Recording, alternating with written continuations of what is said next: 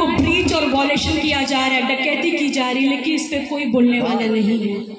Article 14 में लिखा है राइट टू इक्वालिटी, उसका मतलब है समानता का अधिकार, चाहे हिंदू चाहे मुस्लिम किसी भी धर्म का हो, चाहे अमीर चाहे गरीब, चाहे पंडित चाहे एससी चाहे एसटी चाहे चमारा, कोई भी कास्ट धर्म का हो, उसको एक सम्मान देखा जाएगा। लेकिन आज भी हमारे देश में धर्म और जाति इतना ऊपर है कि आर्टिकल 14 के बावजूद हमारे समाज में भेदभाव किया जाता है।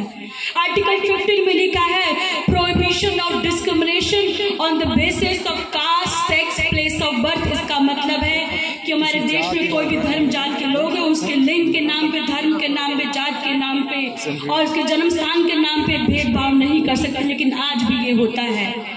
आर्टिकल 17 में लिखा है अबॉलिशन ऑफ अनटचेबिलिटी, इसका मतलब छुआछूत, भेदभाव, जात के नाम से जो व्यक्ति करेगा उसको सजा हो सकती है, क्रिमिनल एक्ट माना जाता है, 2 साल की सजा हो सकती है। लेकिन आज भी हमारे समाज में लोगों को उनके हक और अधिकार के बारे में नहीं पता है, इसलिए उनके साथ आज भेदभाव किया जाता है कि आप छोटे जात के हो। लेकिन गलती हमारे समाज के लोगों की है, वो अपने साथ करने दे रहे हैं। क्यों करने दे रहे हैं? क्योंकि अपने हक और अधिकार के बारे में नहीं पता है। जब हमारे समाज के लोग को उनके हक और अधिकार के बारे में पता चल जाएगा तो उनके साथ के उनके अधिकार की डकैती कोई नहीं कर सकता है। आर्टिकल 19 में लिखा है freedom of speech and expression, इसका मतलब हर व्यक्ति को अपना विचार रखने का अधिकार है। लेकिन इस सरकार में जब कोई व्यक्ति अपना विचार रखता है तो उसको देशद्रोही या उस पर ईडी सीबीआई का जांच बैठा देते हैं। आप सोचिए, हमारे पास फंडामेंटल राइट्स, उसके बावजूद हमारे अधिकार की डकैती हो रही है, क्योंकि हमारा समाज तो धर्म के नाम पे ही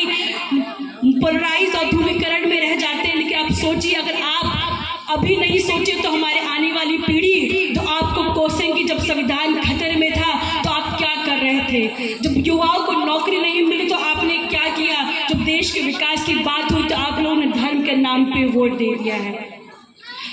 मैं आपको ये भी बताना चाहूंगी, क्योंकि हर भाषण में कहा जाता है कि मैं सबसे कम उम्र की 25 साल की सांसद बनी तो हूँ। आपके